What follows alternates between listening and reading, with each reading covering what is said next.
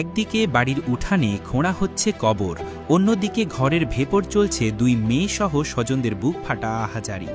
বাবা, যার কথা মনে এলেই শ্রদ্ধা, আবেগ আর ভালোবাসায় মাথা নত হয়ে আসে, সেই তাকেই পৃথিবী থেকে সরিয়ে দিয়েছে দুর্বৃত্তরা। এমনটা তো হওয়ার কথা ছিল না। তাই তো কৃষক জিয়াউল হকের দুই মেয়ে আজ পাগল প্রায়। আর কখনো দুচোখ ভরে দেখা হবে না বাবাকে, ডাকা হবে না মন ভরে, এটি ভেবেই বারবার জ্ঞান হারাচ্ছেন তারা। শোকের মাতমে ভারী হয়ে উঠেছে জামালপুরের মেলান্দহ উপজেলার উত্তর জাঙ্গালিয়া গ্রামের আকাশ বাতাস। জমি নিয়ে পুরনো বিরোধের জেরে এক নির্মম হামলায় থচনচ হয়ে গেছে একটি পরিবার। আর এই ঘটনার মূল শিকার ৫৫ বছর বয়সী কৃষক জিয়াউল হক। তার চলে যাওয়ায় স্ত্রী, সন্তান ও স্বজনদের কান্নায় চারপাশ স্তব্ধ হয়ে গেছে। গত ৪ জুলাই শুক্রবার জিয়াউল হকের বাড়িতে আকস্মিকভাবে হামলা চালায় প্রতিপক্ষের লোকজন। ৩০ থেকে ৩৫ জনের একটি দল দেশীয় হাতিয়ার নিয়ে ঝাঁপিয়ে পড়ে পরিবারের ওপর। তাদের হিংস্র আক্রমণে বাড়িঘর ভাঙচুর হয়, চলে লুটপাট। এই হামলায় জিয়াউল হক সহ পরিবারের ৮ জন সদস্য গুরুতর আহত হন। তাদের মধ্যে রয়েছেন জিয়াউলের এইচএসসি পরীক্ষার্থী ছেলে মুনির, স্ত্রী মরিয়ম, কন্যা জান্নাতি এবং শিশু সোহান। গুরুতর আহত জিয়াউল হককে প্রথমে মেলান্দহ উপজেলা স্বাস্থ্য কমপ্লেক্স, পরে ময়মনসিংহ হয়ে ঢাকায় নেওয়ার পথে তিনি পরবারের উদ্দেশ্যে পাড়ি জমান। জিয়াউল হকের দুই কন্যা কোনোভাবেই বাবার এই নির্মম পরিণতি মেনে নিতে পারছেন না। কান্নায় ভেঙে পড়ে তারা বলেন যে, আমরা আমার বাবার প্রাণ হনন করা ব্যক্তিদের শাস্তি চাই। সুমন, সাজু, শিশু, শাস আলম, বাবুল, ওরাই আমার বাবাকে পৃথিবী থেকে সরিয়ে দিয়েছে। ওরা আমার ভাইকে শেষ করে দিতে চেয়েছিল। আমার বাবা বাঁচাতে গেলে তার মাথায় রড দিয়ে আঘাত করা হয়। আমরা এর বিচার চাই।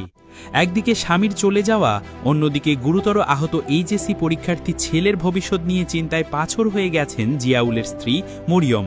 তিনিও কান্নায় ভেঙে পড়ে বলেন, শাহ আলম শিখিয়ে দিয়েছে আমাদের পরিবারকে পৃথিবী থেকে সরিয়ে ফেলতে হবে, পরে সে তাদেরকে জেল থেকে ছাড়িয়ে আনবে বলে প্রতিশ্রুতি দেয়।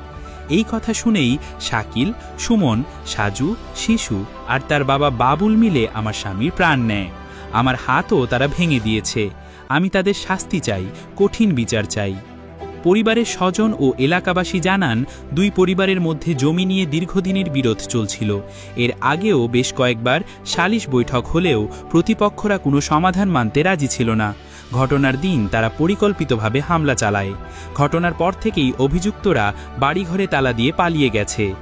এই ঘটনায় প্রয়াত জিয়াউল হকের পরিবার মেলান্দহ থানায় ১৯ জনের নাম উল্লেখ করে একটি প্রাণ নেওয়ার মামলা দায়ের করে। পুলিশি তৎপরতায় মামলার প্রধান অভিযুক্ত সাজু মিয়া সহ ৫ জনকে ইতিমধ্যে গ্রেপ্তার করা হয়েছে। গ্রেপ্তারকৃত অন্যান্যরা হলেন ২৮ বছর বয়সী সুমন, ৬৫ বছর বয়সী আহাজউদ্দিন, ২৫ বছর বয়সী রাজু এবং ২২ বছর বয়সী নাইম। মেলান্দহ থানার ভারপ্রাপ্ত ওসি শফিকুল ইসলাম বলেন, জমিজমা ও পারিবারিক বিভিন্ন বিষয় নিয়ে বিরোধের জেরেই এই ঘটনাটি ঘটেছে। এই ঘটনায় মামলা রুজু হয়েছে এবং আমরা ইতিমধ্যে প্রধান অভিযুক্ত সহ ৫ জনকে গ্রেপ্তার করেছি। বাকিদেরকে গ্রেপ্তারের জন্য আমাদের অভিযান অব্যাহত আছে। পুলিশি আশ্বাস সত্ত্বেও জিয়াউল হকের পরিবারে শঙ্কা কাটছে না। উঠানে নতুন খোঁড়া কবরের দিকে তাকিয়ে তাদের আহাজারি থামছে না। তাদের একটাই দাবি, শুধু গ্রেপ্তার নয়, এই ঘটনার সঙ্গে জড়িত প্রত্যেক অপরাধীর দৃষ্টান্তমূলক শাস্তি নিশ্চিত করতে হবে, যাতে আর কোনো পরিবারকে এমন নির্মমতার শিকার না হতে হয়।